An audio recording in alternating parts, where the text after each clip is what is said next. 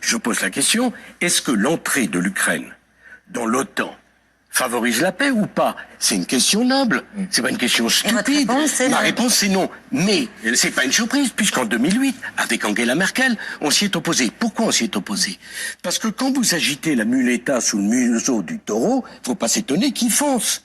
Donc je suis pour qu'on donne des garanties de sécurité à l'Ukraine, pays qui doit rester neutre, parce que l'Ukraine est un pont entre le monde slave, la Russie, et nous. Mais quelle Ukraine? Quel territoire ukrainien? Attendez, je vais y venir. Ouais. Ça me fait...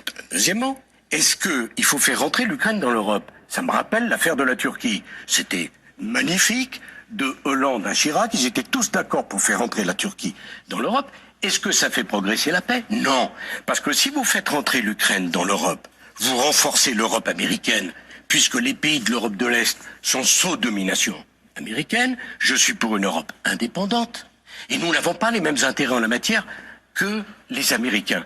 Poser ces questions-là, c'est quand même pas un scandale. Est-ce qu'on pourrait les poser au peuple ukrainien? Mais qu'est-ce que vous faites de la volonté des peuples dans cette histoire-là, Monsieur Sarkozy, et volonté qui a sans doute évolué avec l'agression du voisin russe? Il n'est pas question de trouver un accord sans que les Ukrainiens disent ce qu'ils veulent. En l'occurrence, d'ailleurs, les Ukrainiens, c'est les Américains. Parce que vous retirez le soutien américain et vous n'avez malheureusement plus la force nécessaire pour défendre l'Ukraine. Donc, oui. Mais pour gagner une guerre, l'issue d'une guerre, c'est simple. Soit vous exterminez l'adversaire, soit vous faites un compromis. Il n'y a pas de troisième solution. C'est assez simple. Un compromis territorial, donc. Attendez, un compromis. Exterminer la Russie. Deuxième puissance. Pas l'exterminer, la repousser hors des frontières ukrainiennes. Non, c'est pas comme ça que ça se passera. Parce que pour eux, la Crimée, c'est russe, on peut en discuter jusqu'à plus soif. C'est pas comme ça que ça se passe. C'est la deuxième puissance nucléaire du monde. Si vous voulez qu'on danse au bout d'un volcan et qu'on déclenche une guerre nucléaire, tout simplement pour avoir une bonne image et dire on est généreux, on est courageux, sans naturellement courageux au café du Flore, pas courageux d'aller au combat.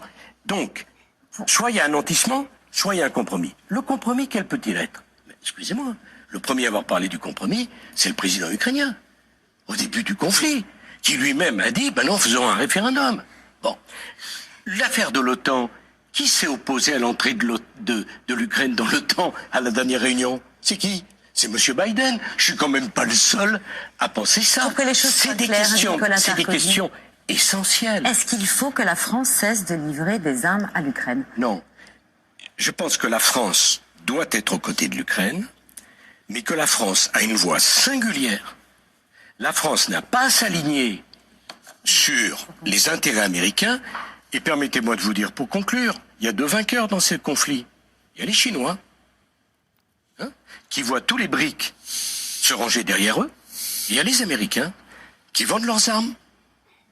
Donc, prix d'énergie, quand le prix d'énergie augmente, c'est le prix du gaz de schiste chez eux qui devient rentable, et sur les céréales, c'est eux qui les vendent au monde entier. Donc, l'intuition première du président Macron de maintenir le dialogue était la bonne. Était la bonne. Mais après, juste un mot, on peut ne pas être d'accord avec moi. D'autres sujets à vous soumettre. Mais je sais bien, c'est gentil, mais je peux revenir demain si vous voulez m'inviter. Mais c'est des sujets sérieux. On doit les traiter à fond. On doit avoir ce débat. On ne peut pas continuer à faire la guerre en disant simplement plus d'armes, plus de morts, plus d'opposition. On en sort comment? Comment on en sort? C'est la question que j'ai posée. Je ne regrette pas de l'avoir posée. Monsieur Larcher n'est pas d'accord. Très bien, mais il a le droit. Je ne prétends pas dire la vérité. J'affirme que c'est un débat sérieux qui devrait être mené au bout. Et que défendre l'Ukraine et son indépendance et son intégrité territoriale, c'est proposer une solution qui ne soit pas plus de morts et l'extermination d'un des deux belligérants.